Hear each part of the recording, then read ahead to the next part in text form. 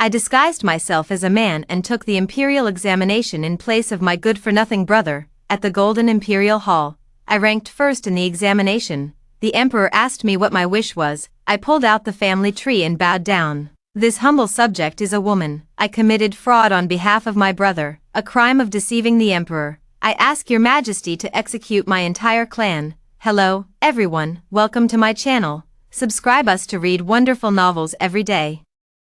Now the story begins. My mother was extremely strict with me from a young age. She dressed me as my elder brother's page boy, accompanying him to school. He and I were born as a dragon and phoenix pair. His name was Xianxia, and mine was Fuzhao. Fuzhao naturally means to assist Xianxia, my good-for-nothing elder brother. Since childhood, no matter what I did, I excelled in everything compared to him. My mother said I stole my elder brother's fate, which is why I am more intelligent than him.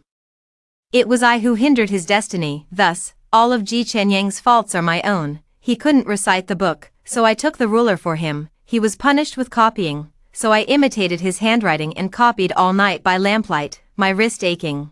Just a wall away, he was sound asleep on the couch, yet, Xianxia was still the master's favorite student. At the princess's banquet, Xianxia astonished the entire gathering with his essay Ode to the Bright Moon. That year, he was only 12. And everyone praised him as a youth to be reckoned with. The tutor, valuing his talent, saw that although he was usually lazy, he could write excellent essays, and thus couldn't bear to scold him as his study companion. The fault of failing to urge him diligently lay entirely with me, but what the world doesn't know is that all his articles were ghostwritten by me. Xianxia became famous in the capital for Ode to the Bright Moon and was chosen as the crown prince's companion.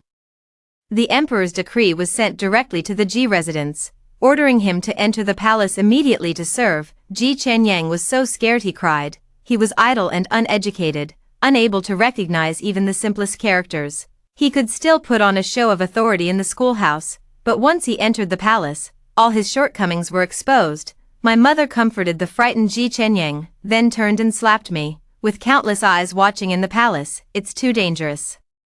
You will go in your brother's place. If anyone catches a whiff of this, I'll skin you alive. Her slap left me dazed, my vision swimming, unable to speak for a moment, thinking I was being defiant. My mother pinched my chin and forced me to look up.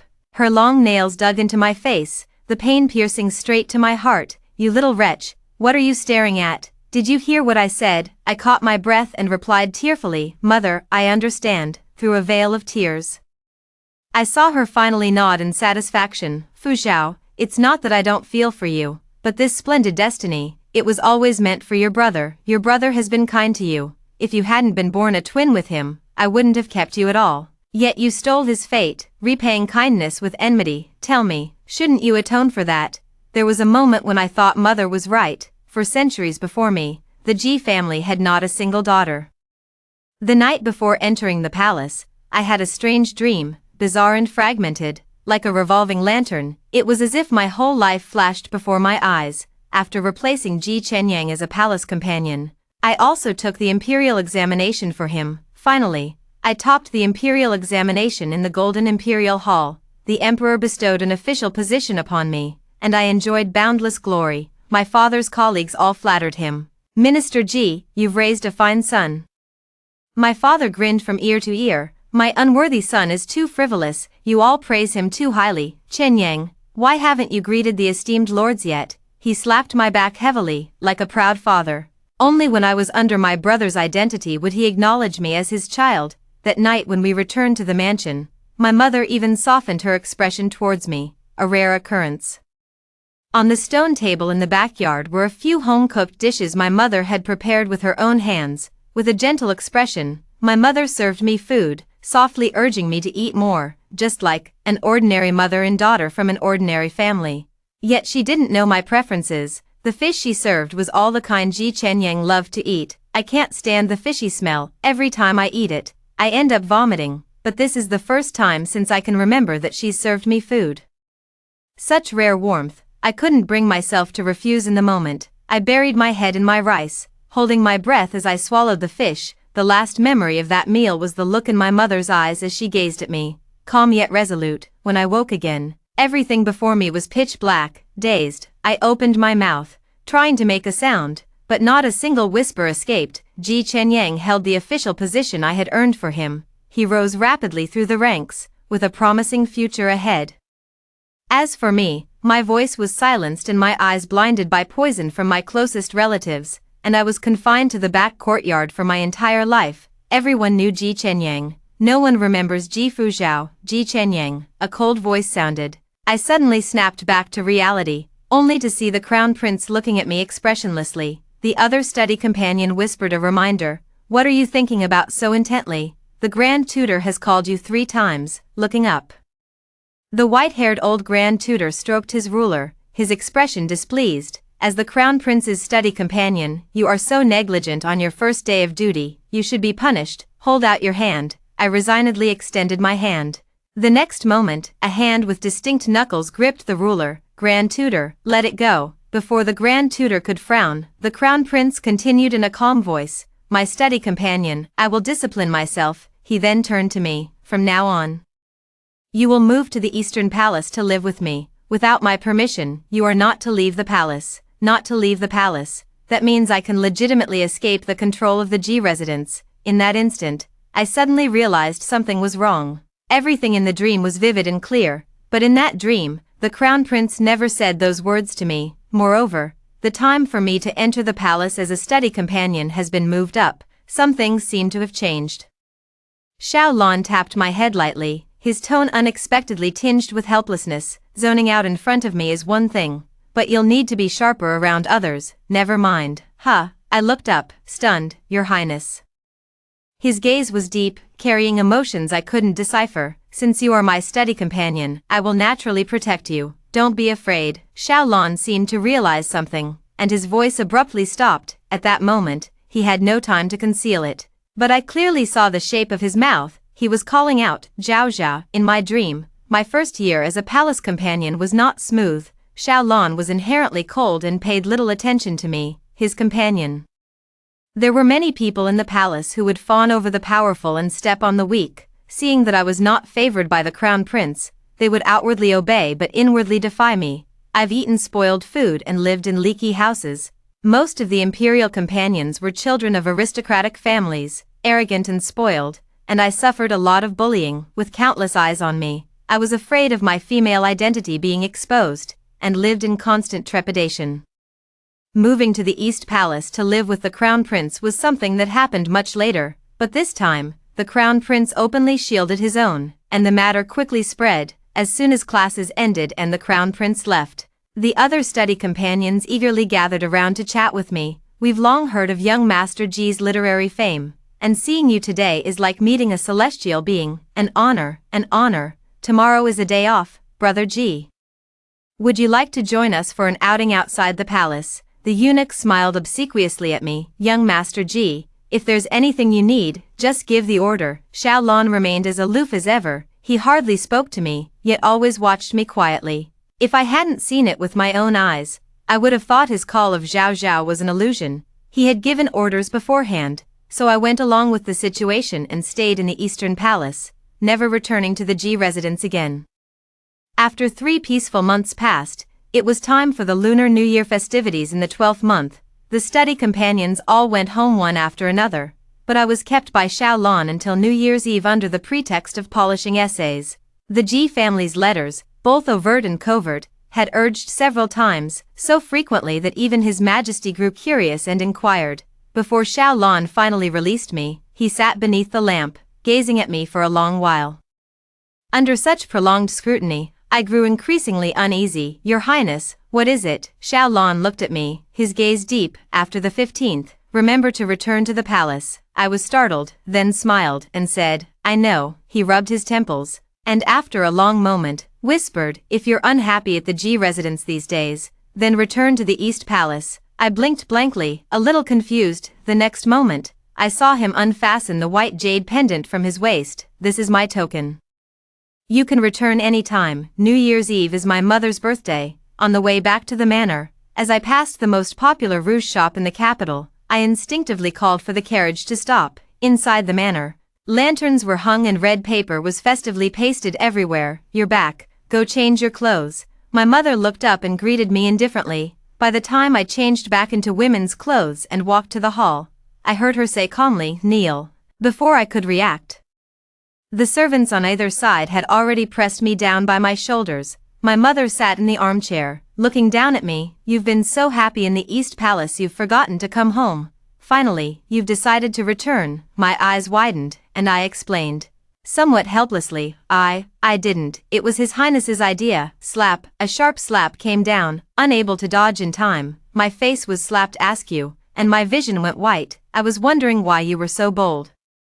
Turns out you've found a powerful backer, Ji Fuzhou. Are you getting too big for your britches?" I covered my face, kneeling awkwardly on the ground. The small box I was clutching fell at her feet. "Oh, let me see, what's this?" She sneered and opened the small box. Seeing the jasmine powder inside, I explained helplessly, "Mother, this is the birthday gift I bought for you. I've been disguised as a boy since childhood, so I don't understand these cosmetics. But the shopkeeper said this one was the most popular, and all the noble ladies in the capital loved to use it on their faces." "Young master, the cosmetics here are not cheap." She smiled broadly when she heard it was a birthday gift for my mother. "The young master is so thoughtful, alas, unlike my own troublesome brat. Whose child are you? Why don't I have such a good child?" My mother furiously threw the incense box at me. Suddenly, white incense powder scattered all over my head and face.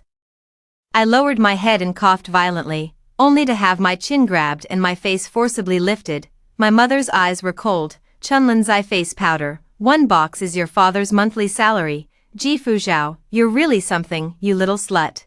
So young and already know how to seduce men." "No, that's not it." I wept silently. The silver was what I had saved up in the palace. During the New Year's Eve celebrations, His Highness also gave me some extra money. I didn't spend it recklessly. "Mother, listen to me." My mother seemed to suddenly remember something and interrupted me sharply. "You got into the Crown Prince's bed. He knows everything now." At that moment, I looked up in a daze, feeling that the hysterical woman in front of me was so unfamiliar. Vaguely, she overlapped with the phantom in my dream. Wasn't that a dream? Seeing my silence, she assumed I had conceded, and almost furiously pulled my hair. "You bitch. The Crown Prince knows. He knows everything.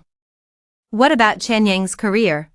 What about my son, Ji Fuzhou? How dare you?" Tears streamed down my face, and I choked as I grabbed her wrist. "I didn't, Mother," I said tearfully. "I wouldn't dare. I didn't seduce the Crown Prince." My mother stared at me for a long time, as if she had finally calmed down. She suddenly stood up and dragged me towards the inner room. "You come with me. I'm going to check myself." I lay on the couch, tears flowing, humiliated yet quiet. My mother, upon confirming my virginity, finally relaxed her expression. "Ji Fuzhou, you'd best never dare." I closed my eyes, desperately suppressing the sob in my throat. "I won't dare again. I shouldn't have held on to any illusions. I was terribly wrong. I'll never dare again." On New Year's Eve, I was punished to kneel in the ancestral hall all night. In the corner of the ancestral hall, numerous earthen jars were neatly stacked. For some unknown reason, I found myself staring blankly at them for a while.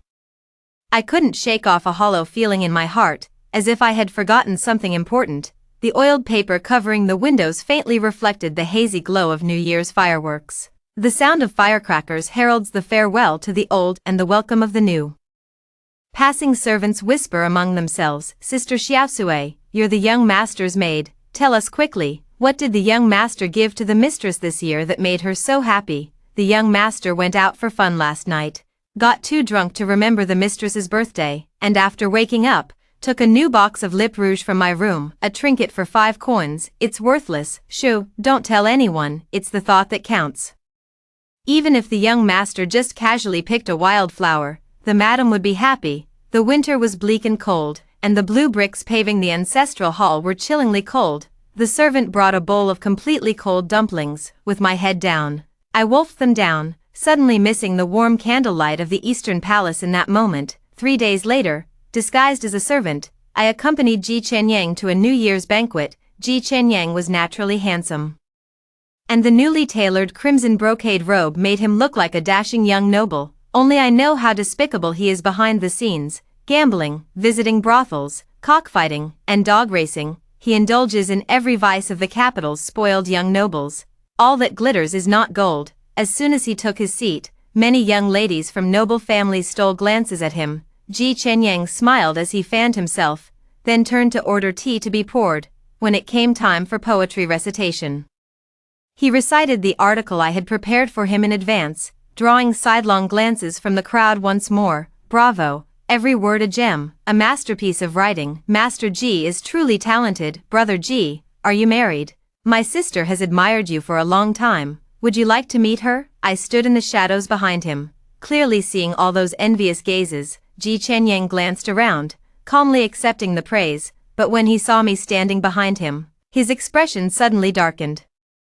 Why are you here? I lowered my head and said, Madam asked me to follow you. He snorted lightly. No need, you can go back, don't let anyone see you. I whispered, but, it's very far from the Ji residence here. The road was icy, making it difficult even for carriages to pass. Of course I know, young master. Ji Chenyang lazily lifted his eyelids, his smile malicious. Don't you understand? Young master wants you to walk back. It was late, and there were no other carriages on the road.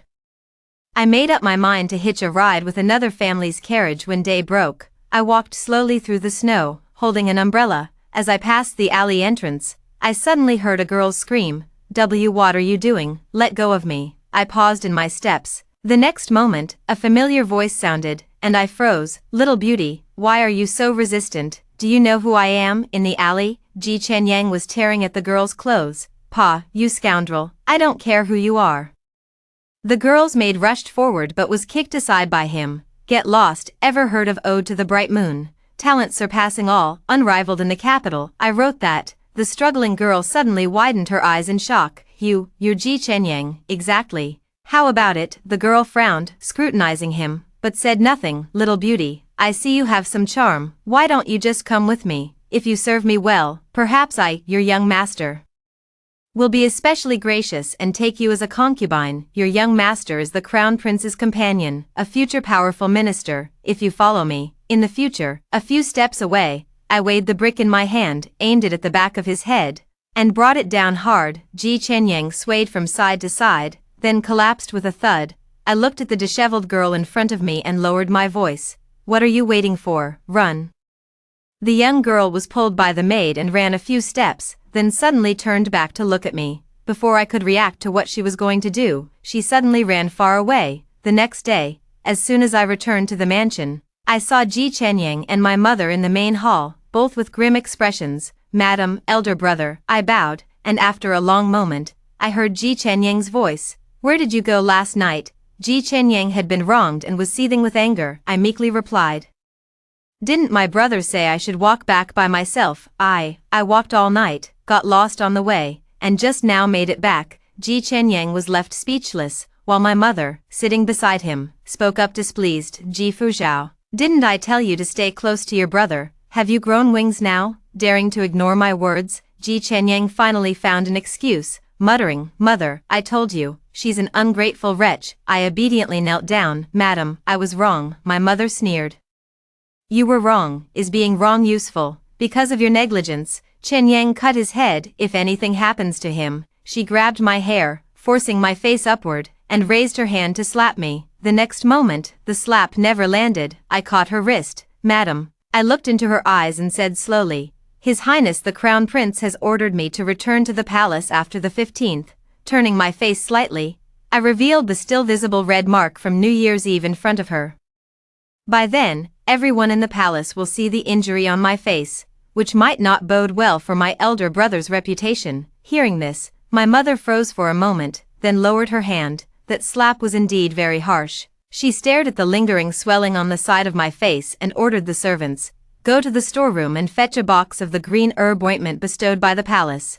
I breathed a sigh of relief in my heart and said respectfully, Thank you, madam. My mother glanced at me and suddenly frowned. You, Ji Fuzhao, you'd better not think of any devious schemes. That night, while passing by the main hall, I accidentally overheard the conversation between my mother and Ji Chenyang. Chenyang, tell me honestly, how did you end up with a broken head for no apparent reason? Daughter, I didn't. My mother interrupted him. You have scratches on your arm. Tell me, did you go and flirt with another girl again? After a long pause, Ji Chenyang hung his head in defeat. Yes, daughter, it's all right. they definitely wouldn't dare to speak of such things. A woman's reputation is the most important thing. My mother was silent for a long while. You're right, even if it blows up, I'll make the decision. And you can just live outside as an external mistress, but this can't go on forever, she suddenly sighed. Do you still remember that girl from the Yen family? A few days ago, she threw herself into a well. Ji Chenyang sneered. Isn't that even better? She seduced me first. I was drunk at the time. What else could I do? He said slowly. She's just a slut. I'd find her too dirty to even be a mistress. Seeing my mother remain silent, Ji Chenyang comforted her. Mother, don't worry, I know my limits, but that girl from last night. Mother inquired around and couldn't find out which family she was from. What if? It's nothing, Mother. Ji Chenyang let out a cold laugh. If she's a noble lady from a prominent family, she'll be even easier to control. Losing one's reputation is far more serious than losing one's life. It will utterly destroy you. Even the emperor's daughter will be fine. That Lantern Festival day was my 15th birthday, and also Ji Chenyang's. My parents were very happy, inviting many guests, and all the Ji clan members in the capital came, red and fiery, bustling with excitement, but no one will remember me. I squatted in my secluded little courtyard and cooked a bowl of noodles. Happy birthday, Zhao Zhao. I held the noodle bowl and whispered softly to myself. Just as I took a sip of the noodle soup, my mother's maid came running in a panic. Miss, the mistress wants you to dress in men's clothing and hurry to the main hall. I frowned. What happened? The maid's voice trembled. The Crown Prince, His Royal Highness the Crown Prince is here. He specifically asked to see you. As soon as I arrived at the main hall, I saw Xiaolon. He sat coldly in the main seat, while the hosts and guests of the banquet knelt on the floor. Greetings, Your Highness, you're late. Xiaolon looked me up and down, displeasedly tapping the armrest. Just a few days, and you've lost so much weight. Did the Ji family mistreat you? Feeling the sharp gaze from behind me, I smiled and said, Thank you for your concern, Your Highness. The Ji family treats me exceptionally well. Xiaolon let out an "oh," and it was unclear whether he believed it or not. The next moment, he turned to my father. Has the Ministry of Revenue withheld Lord Ji's salary? Why is Chenyang still wearing old clothes on his birthday? My father knelt down nervously. Not daring to speak, Xiaolon chuckled softly. It seems my study companion isn't very well liked. Never mind. I'll take him back to the East Palace today. He rose leisurely and casually gave instructions to the attendant behind him. Minister Ji offended the Crown Prince and disrespected the imperial dignity. Later, when we return, submit a memorial to His Majesty the Emperor. In the carriage, silence lingered between them. I was contemplating how to break the silence. Xiaolon suddenly looked up at me. If things aren't going well, why don't you come back to the East Palace? Didn't I give you a token? I cautiously observed Xiaolan's expression and mumbled a random excuse. He watched me silently, not speaking. After a long moment, I whispered, Why is Your Highness so good to me? For public reasons, you are my companion, so naturally, I must look after you. For private reasons, Xiaolon paused for a moment. I greatly admire you, thus.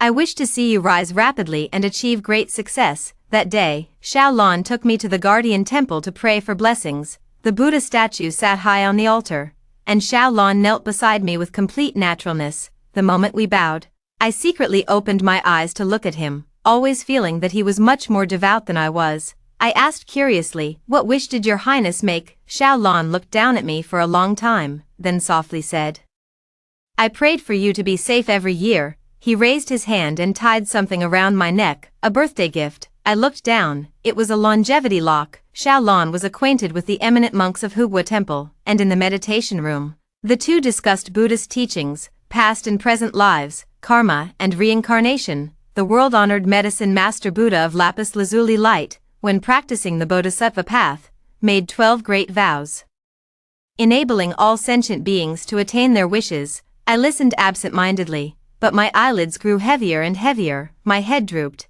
and I fell into a deep, drowsy sleep. In my dream, I saw myself, head bowed as I followed behind the Crown Prince, outwardly composed, yet my trembling lashes betrayed my inner turmoil. This was my first year as a study companion in the palace in my past life. At that time, the Crown Prince disliked me, his gaze cold and scrutinizing. Everyone in the palace was a master of manipulation. Seeing the Crown Prince's cold attitude, they secretly played all sorts of tricks on me. That year, my life was not easy. my completed schoolwork always mysteriously disappeared, leading to scolding from the grand tutor. My quilt was soaked, drenched by someone unknown. The turning point came on that day. I was pushed into the Tay Lake, my cotton-padded clothes soaked up water, clinging heavily to my body, unable to swim. I instinctively struggled, choking on mouthfuls of water again and again. The icy lake water rushed into my mouth and nose, and I heard the laughter from the shore. Serves him right, wasn't he so impressive? Once he's in the palace, let's see who dares to shield him. Shield him from what?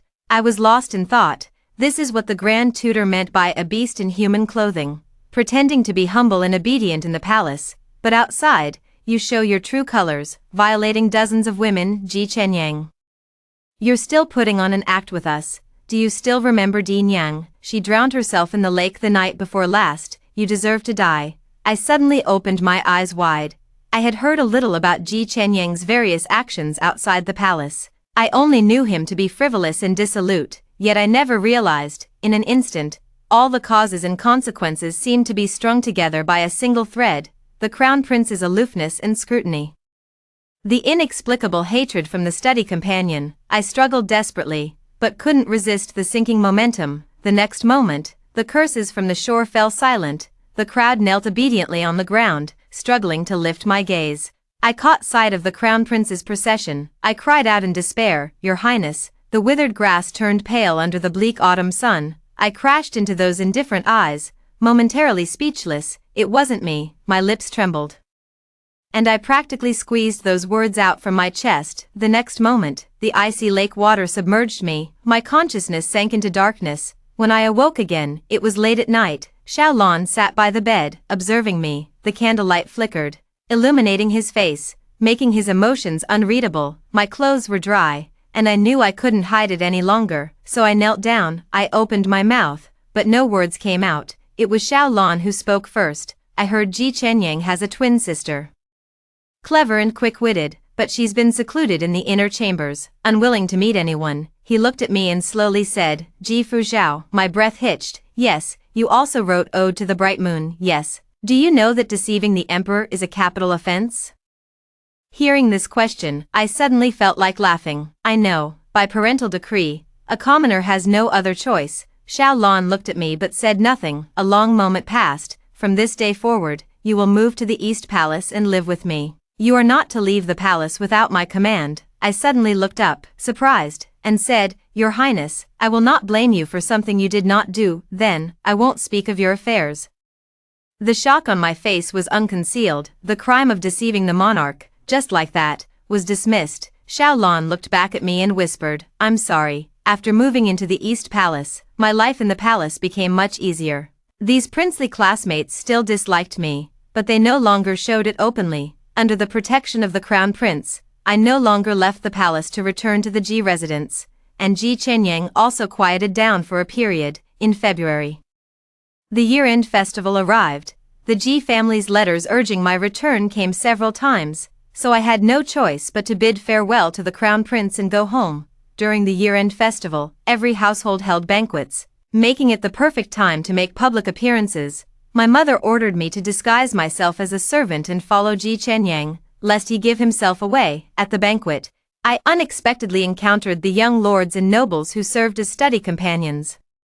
Ji Chenyang wanted to go and curry favor with them. I quietly tried to stop him, but he paid no heed. "Ji Fuzhao," he sneered, gripping my chin, "you wretched woman, can't stand to see me doing well, can you?" The eldest son of the left minister, the young marquis of the loyal and brave marquis estate, the noble young masters from prestigious families. "You've been studying in the palace for months. Why haven't you befriended a single one?" I opened my mouth, about to remind him.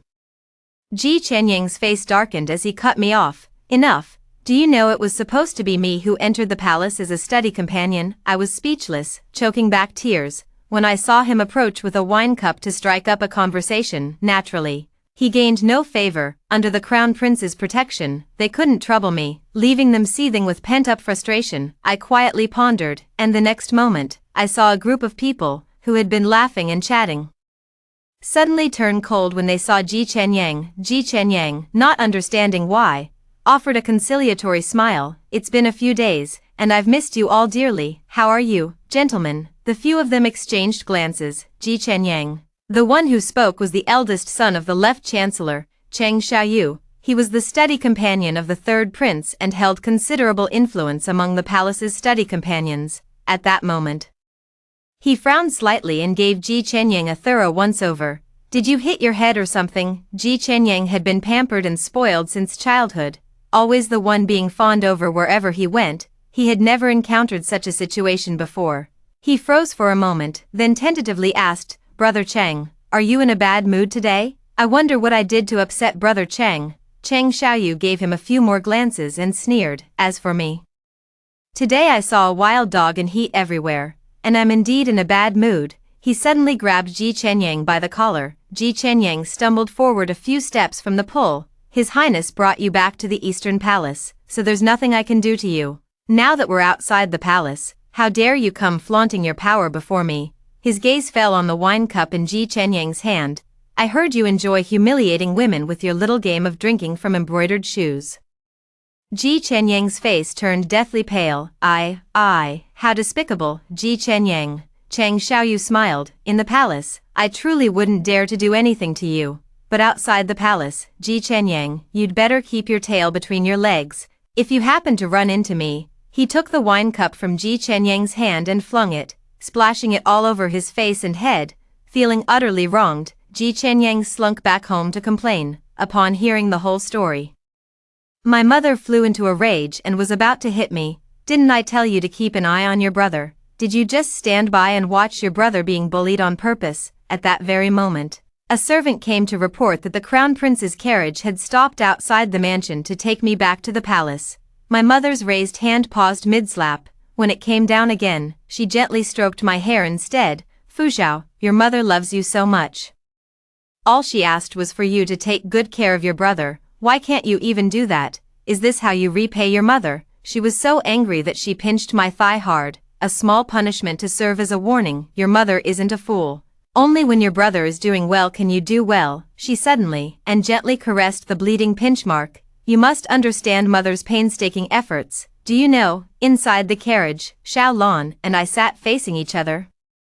He had clearly heard about today's events, his gaze resting on me with an inscrutable meaning. In the silence, I suddenly spoke up. Your Highness is well read. Could you enlighten me? The skin beneath my robe, where I had been pinched, throbbed with a dull ache. I looked up helplessly, my expression somewhat bewildered. The ancients said, alas for the toil of parents in bringing up children, they said. Pity the hearts of parents everywhere, they also said. If parents truly love their children, they plan for their long-term future. But why can't I feel love? Why does my mother keep saying she loves me, yet all I feel is pain? Why does my brother, who does nothing, receive everyone's affection? Xiao Lan looked at me and said nothing. Just when I thought he wouldn't answer again, I heard a sigh. Parental love is inherently a rare thing. If you don't feel it, it's not there. A kind father, a filial son. Xiao Lan's gaze was calm. If the father is not kind, the son will not be filial. Meeting my stunned gaze, he raised his hand and tapped my head. You read so well normally. Why do you always get stuck in a dead end when you encounter a simple problem? Are you sometimes smart and sometimes not? As he spoke these words, I suddenly remembered the night when Xianxia became famous in the capital for Ode to the Bright Moon. My mother was overjoyed and personally made me a bowl of plain noodles.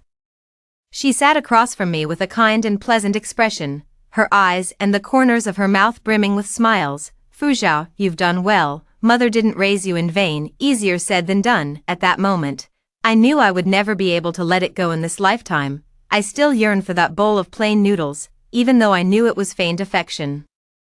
A bottomless abyss. 3 years later, I topped the Imperial examination, and the Emperor granted me an official post in the Golden Luan Hall.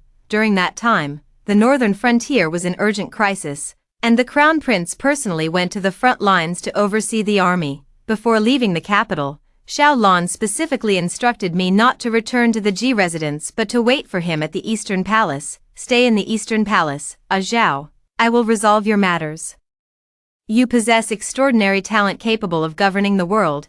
Would you be willing to share the throne with me? I said, all right, but when the palace attendant announced that the Ji family's carriage was waiting at the palace gate to take me home, young master, hurry and leave, Lord Ji and his wife are waiting. I hesitantly asked, Mom and Dad, are both here. The palace attendant who announced them nodded. Yes, you didn't see it, young master. Madam was smiling like a flower, so proud. I was still swayed, perhaps, just for that bowl of plain noodles, for that phrase, fu xiao, well done. Parental love for children may not be innate, but a child's natural attachment to their parents, longing for familial bonds, and craving for love are unchangeable. A child's love for their parents is destiny, an inescapable bond of the heart. I'm already on the edge of a cliff, yet I still can't learn to hate. One misstep, and it's a plunge into the abyss of utter destruction. Later, I was drugged mute, poisoned blind, and locked in the backyard of the G residence. In a daze, I lost track of time, unaware of what year it was, yet they still feared I might cause trouble or leak information to the outside world. So they severed my tendons and planned to sell me to a rural family. I knelt before my mother, clutching the hem of her skirt, and kowtowed repeatedly. A low moan of awe escaped from the throat. Please, mother, I beg you, I'll be good.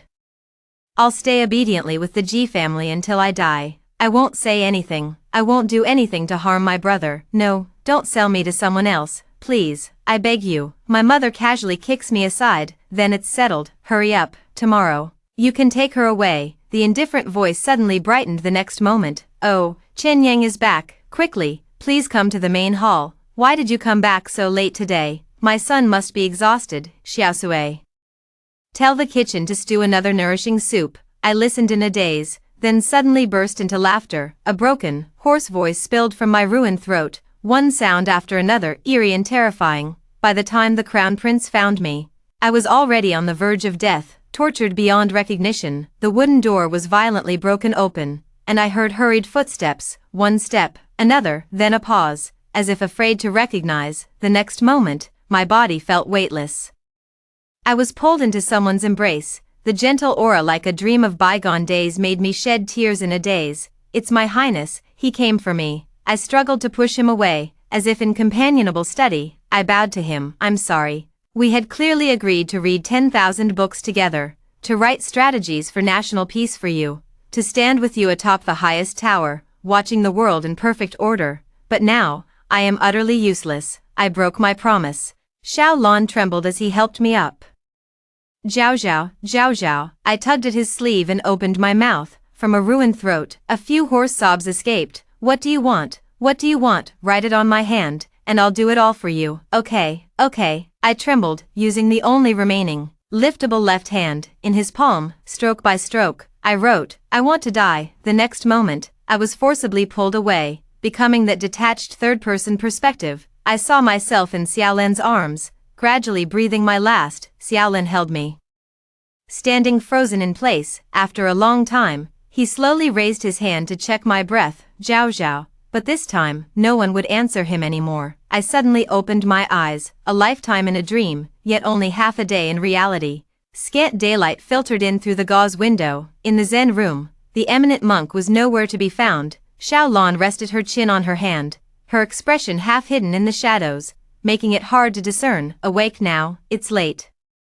We'll head back to the East Palace soon. I'll cook you some noodles. I was stunned and asked, what? He seemed to think of something and smiled. Plain noodles. I was momentarily lost in thought. In the dim light, I could only see those gentle eyes. I hoarsely called out, Your Highness. He looked at me, puzzled. I'm sorry, I broke my promise. As soon as the words were spoken, Xiao Lan suddenly widened his eyes. Zhao Zhao. His tone even trembled slightly. I gave a slight nod. When suddenly I caught sight of a divination tube on the table, and by Xiao Lan's hand lay a single lot. On that lot was written, once remembered, the fleeting swan's reflection comes. What happened after my death in my past life? Xiao Lan remained silent for a long while, then shook his head very slightly. He was unwilling to speak, and I didn't press further. After a long pause, he finally asked, in this lifetime, harder to demand than life and death is the love of parents. I softly interrupted, I won't be foolish again. Some grudges, I must settle with my own hands. All right, Xiao Lan chuckled lightly. Then go do what you wish to do. You are free. After the new year, the Imperial study became lively again. Life as an Imperial companion in the palace was ordinary. After school that day, Xiao Lan was summoned by His Majesty for a discussion. On my way back to the East Palace, I was stopped by someone. The visitor had ill intentions. His gaze seemed as if he wanted to cut me into 1,000 pieces. The third prince's study companion, Xianxia, after locking eyes with him for a long moment, I politely asked, "What brings you here, young Master Cheng?" He stared at me for a long while. "Yen Shu is dead." I froze for a moment, before I could recall who Yen Shu was from my memory. Cheng Xiaoyu grabbed my neck, his eyes wide with fury. Such a good girl. How could she suddenly stop eating and drinking and throw herself into a well? Ji Chenyang, was it you? In a flash, I recalled that distant conversation I had once overheard.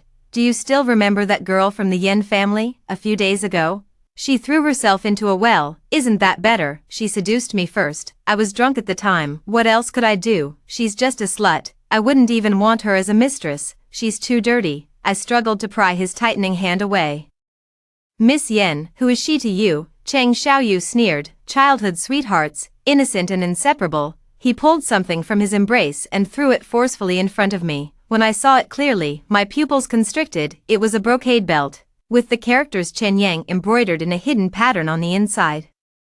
Shuer's maid found this in her room. Things have come to this. Ji Chenyang, what else do you have to say? Meeting his bloodshot eyes, I pursed my lips. I'm sorry, I have nothing to say. The next sentence stunned him. But I'm not Ji Chenyang, I'm his sister. I looked at him quietly. Ji Chenyang raped women. He deserves to be cut into 1,000 pieces and die 1,000 deaths. But you can't convict Ji Chenyang with just a belt. Ji Chenyang is the only son of the Ji family. My father would protect him even if it cost him his life. I heard that the left prime minister and my father have always been at odds in court. He frowned. What do you mean? In the 7th year of Yong'an, there was a great flood in Shuzhou. My father, as an imperial envoy, built dams to control the water, but secretly embezzled funds and supplies, enriching himself at the expense of the public. In the 10th year of Yong'an, the Northwest was in crisis. The Ministry of Revenue embezzled 100,000 taels of silver, and the weapons and bows sent to the front lines were of inferior quality. In the 13th year of Yong'an, Cheng Xiaoyu interrupted me. How do you know these things? I smoothed the wrinkled collar and smiled at him. Long ago, someone told me, Lord Cheng, what we seek is the same thing. 6 months later, the left chancellor submitted a memorial exposing the Ministry of Revenue's Vice Minister Ji Zuyao for embezzling disaster relief funds and grain. As if by unspoken agreement, the misdeeds my father had committed were unearthed one by one. The court was in an uproar, and my father was immediately imprisoned, with the emperor ordering a thorough investigation.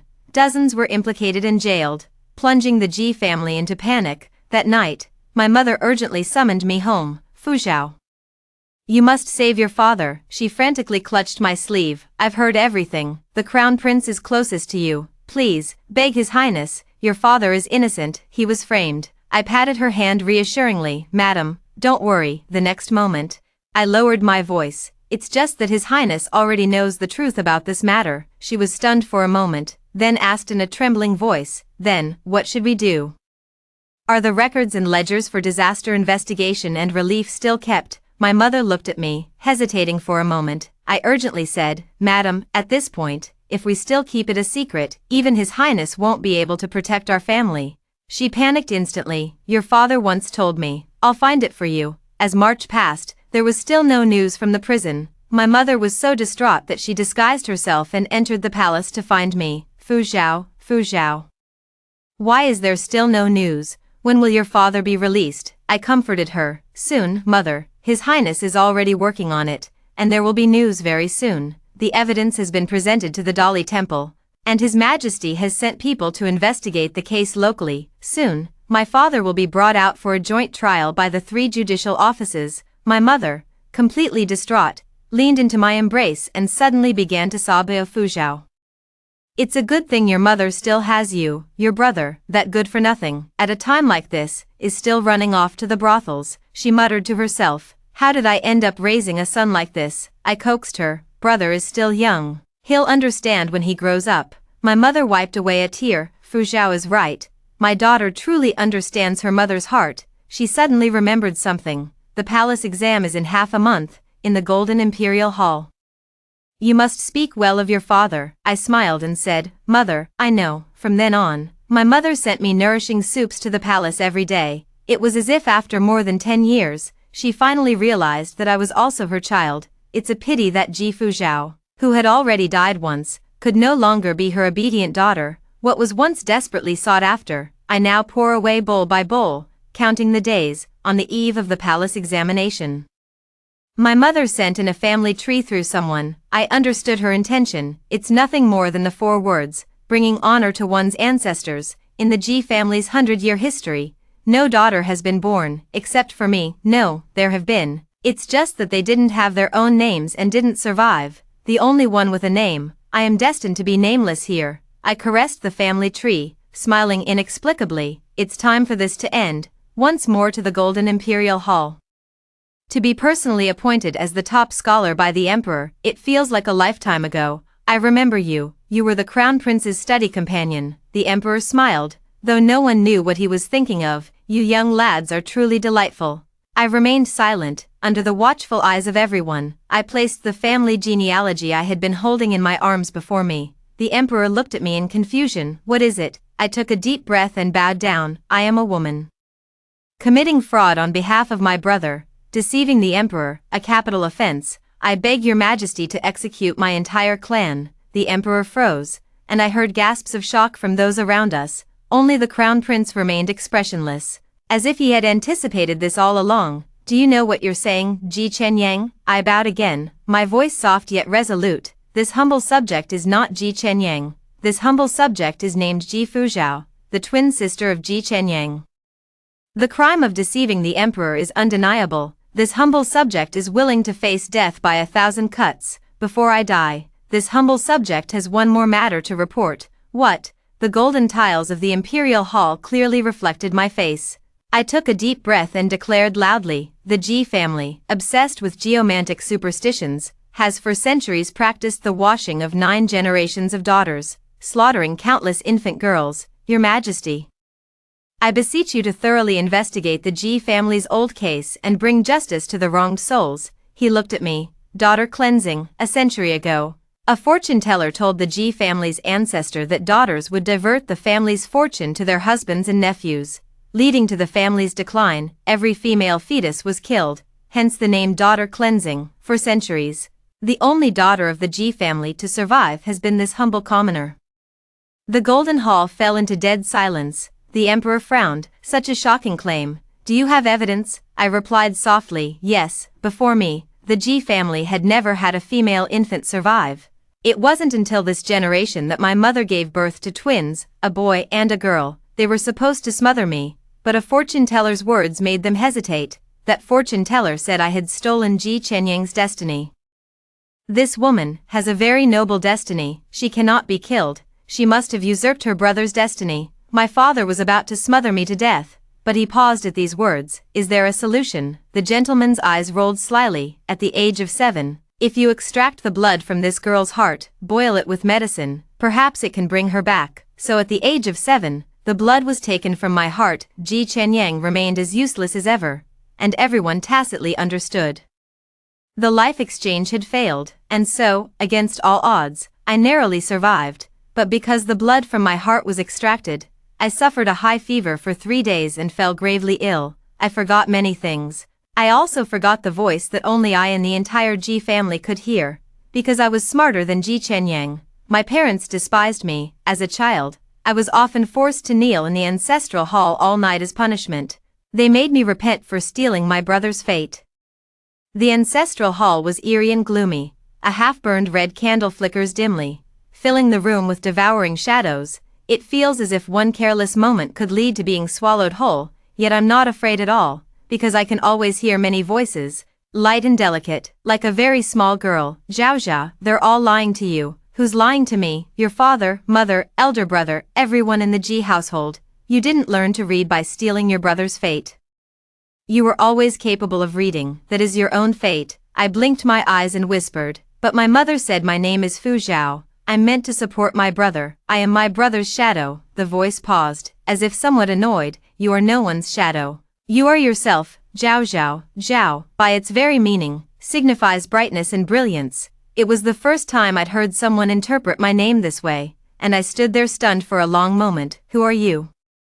We are your sisters. I widened my eyes in surprise. My sisters, but for 100 years, the Ji family hasn't had a single girl. After a brief silence, I heard the reply, yes, the Ji family has had many girls born over the past century. It's just that we didn't survive. I hesitated. How did you die? Drowned, freeze to death, burn to death, smother to death, fall to death, strangled. Who did it? The ethereal voices paused, sighing softly. Mom and Dad. I panicked.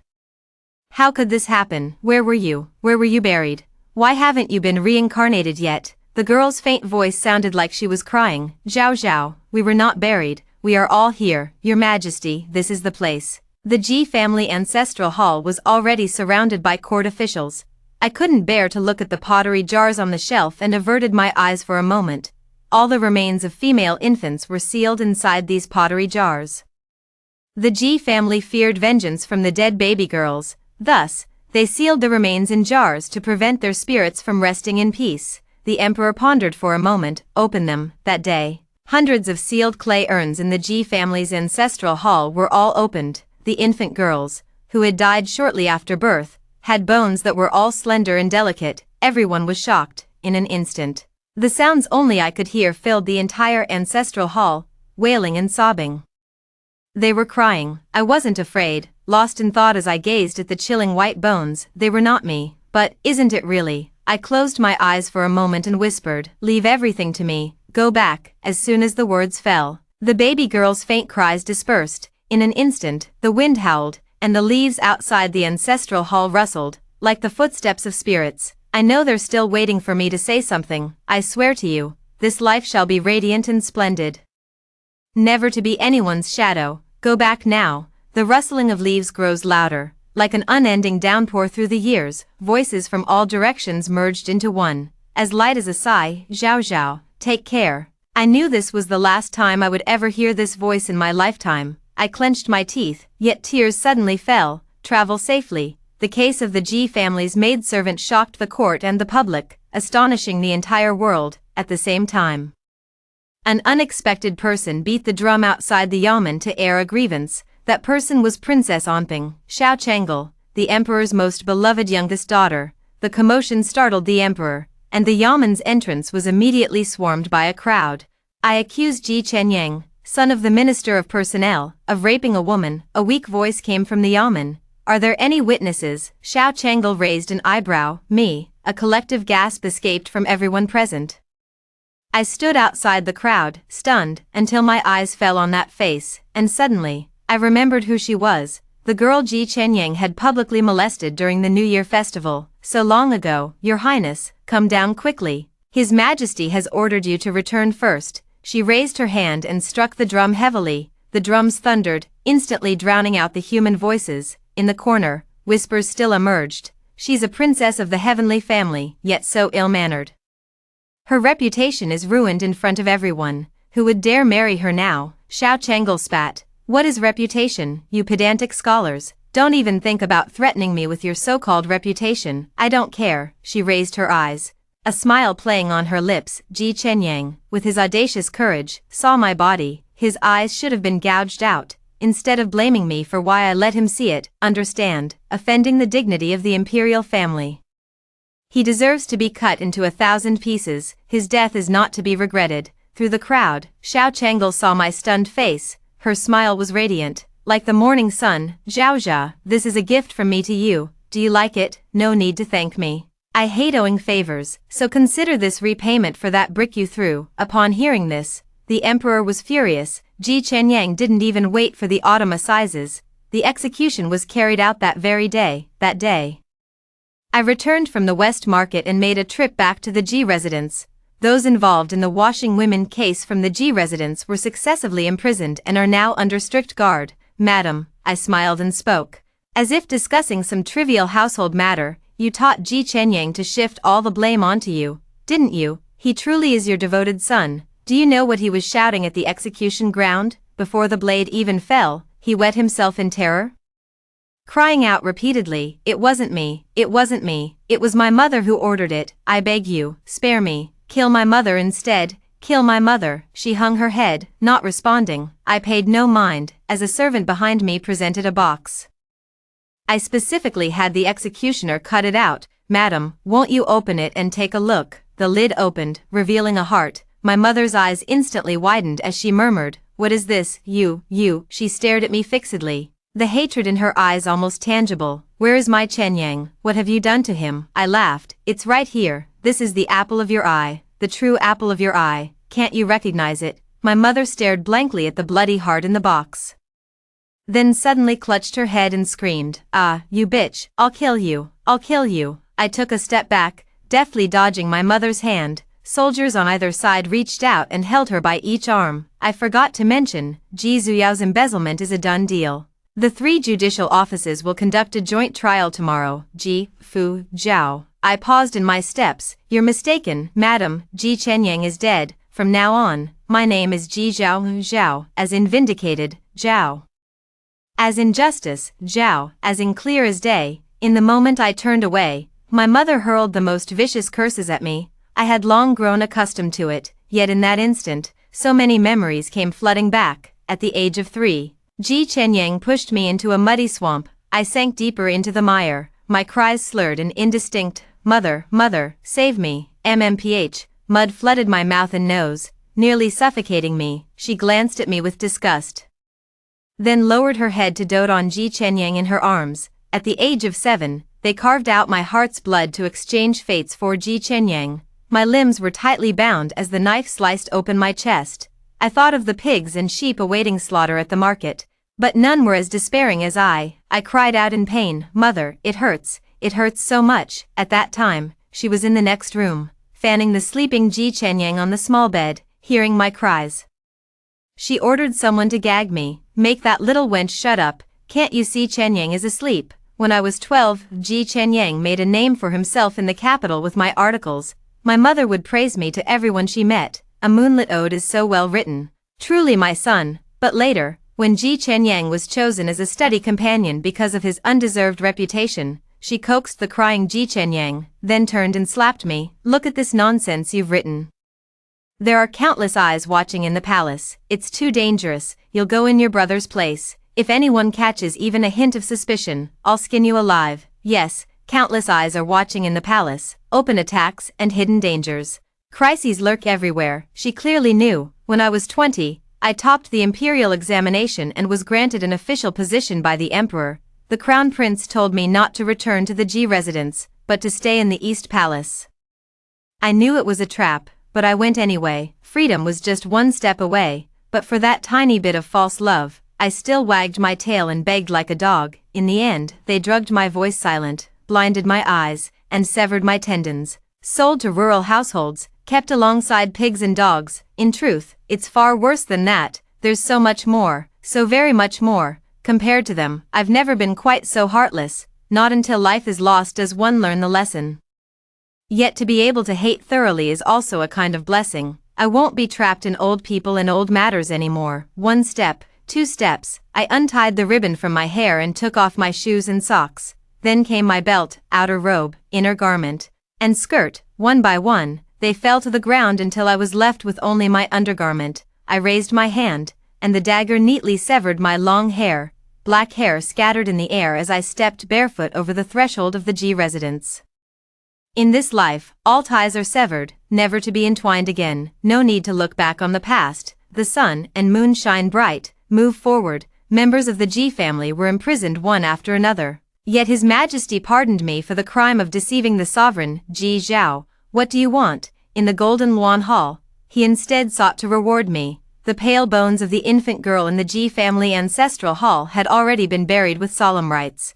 But in this land of Kyushu, there are countless new bones and the cries of infant spirits. I bowed deeply. "I beg your majesty to break old customs, establish new laws, and open schools for women. I pray that there will be no female infants in the abandoned infant towers, and that skirts will be seen in the schools." I close my eyes, bow deeply once more, each word dripping with blood. "I pray for the freedom of all women under heaven." Xiaolon side story, once remembered, the grace of a swan reflected in water. Xiaolon first met Ji Fuzhao in the autumn of the 10th year of Yong'an. At that time, she still went by the name Ji Qianyang. Under the autumn sun, the half-grown boy stood somewhat awkwardly before him, smiling as he looked up and called out, "Your Highness." Those eyes were as bright as stars, ode to stars, morning sun, and bright moon, Xiaolon inexplicably thought, they actually make quite a good match. Ji Chenyang returns to the Ji residence every month during his rest days. Every time he returned, there were many more rumors and gossip about him circulating in the streets, flirting with women, frequenting brothels, and indulging in cockfighting and dog racing. His study companion, who appeared upright and proper, how could he possibly engage in such activities? Xiaolon couldn't make sense of it no matter how much he thought. Until that day, Ji Chenyang was teased and fell into the water. In the dim autumn sun, he saw those desolate eyes. He jumped into the lake to rescue her and finally understood why. She wasn't Ji Chenyang at all. Xiaolon subtly observed Ji Fuzhao. The longer they spent together, the more she found herself unable to bear it. Such a brilliant and talented young man should not have to live this way. At a banquet, Xiaolon met Ji Fuzhao, head bowed, disguised as a servant, following behind her brother, like a shadow, a pearl lost in the ocean, unnoticed by anyone. It doesn't matter. Xiaolon thought in silence. He would get rid of Ji Fuzhao, his brother who was only famous in name. He would protect Ji Fuzhao. On the eve of the palace examination, the northern border was in urgent need, and he was sent to the front line to supervise the army. Before he left, the uneasy feeling in his heart grew stronger. He worriedly instructed Zhao, no matter what rank you get in the palace exam, don't go back to the Ji residence, wait for me in the East Palace. She agreed. 3 months later, Xiaolon returned to the capital, only to find the real Ji Chenyang in the Hanlin Academy. Xiaolan's heart sank. Something had happened. Xiaolon searched every inch of the capital, but couldn't find a trace of Ji Fuzhao. Finally, when he found Ji Fuzhao covered in wounds in the butcher's backyard, he nearly went mad. Hearing the noise, Ji Fuzhao instinctively looked up. Those eyes were misty and empty, devoid of anything. Xiaoxia, she recognized his voice, and a hoarse growl rumbled in her throat. Xiaolon didn't understand, but he clearly saw the shape of her mouth. She said, "I'm sorry, I broke my promise." Ji Fuzhao struggled to lift his left hand, and as he wrote in her palm, he saw her right hand, limp and useless, hanging from her sleeve.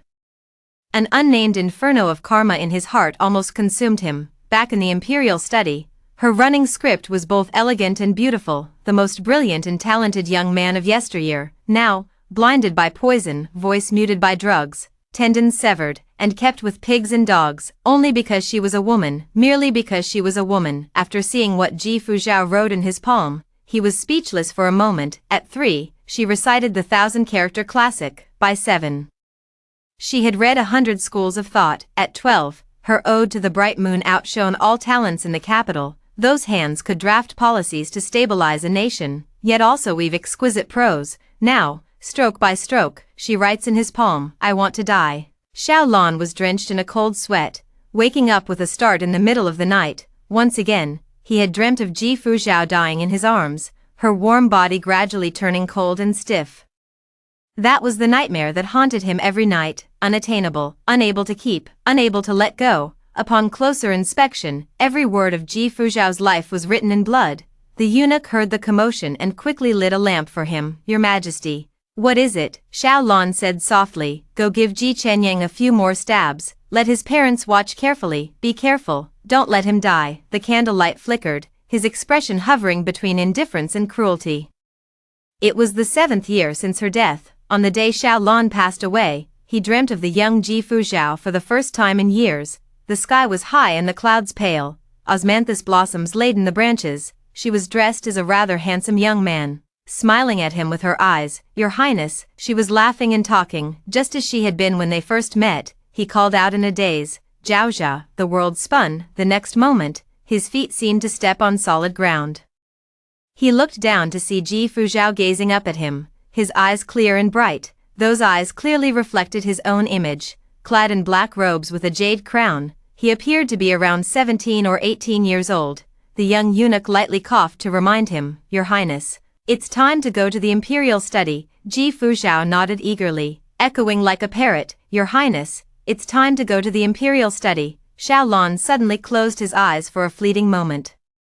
"We met when we were young." The day Xiaolon visited Hugua Temple with Ji Fuzhao, she met the monk Zhu. In her previous life, after Xiaolon ascended the throne, she became superstitious about Buddhism and extensively renovated temples for Ji Fuzhao.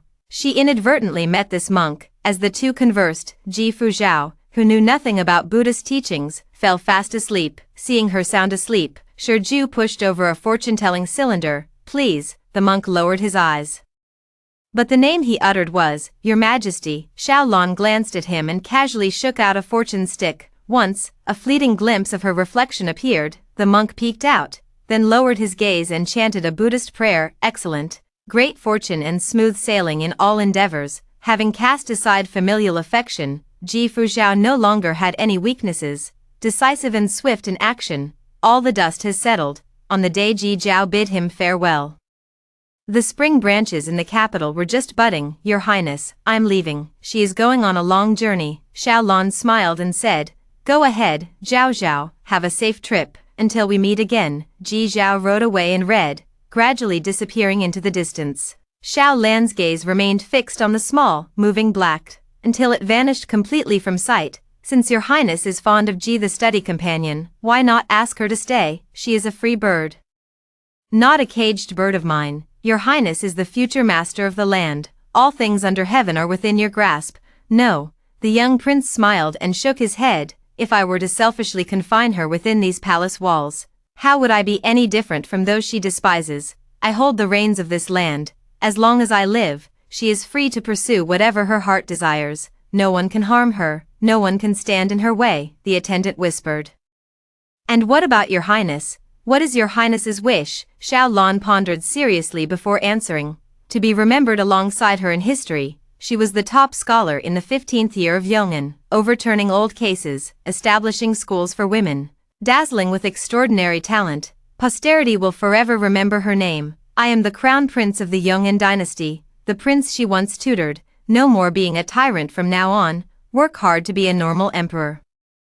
It's not necessary to fit everything on one page. Let her be the crown princess, let her be the empress, clearly brilliant and extraordinary, yet always overshadowed by his name. With just a few strokes, how much grievance is conveyed." Xiaolon gazed absently at the birds perched on the palace eaves. As if recalling something, he smiled faintly. She ought to be free. Every year Ji Zhaoyuan traveled, he would receive letters from Xiaolon, just a few words. The first line urged her to eat well. The last line spoke of enduring remembrance. The end.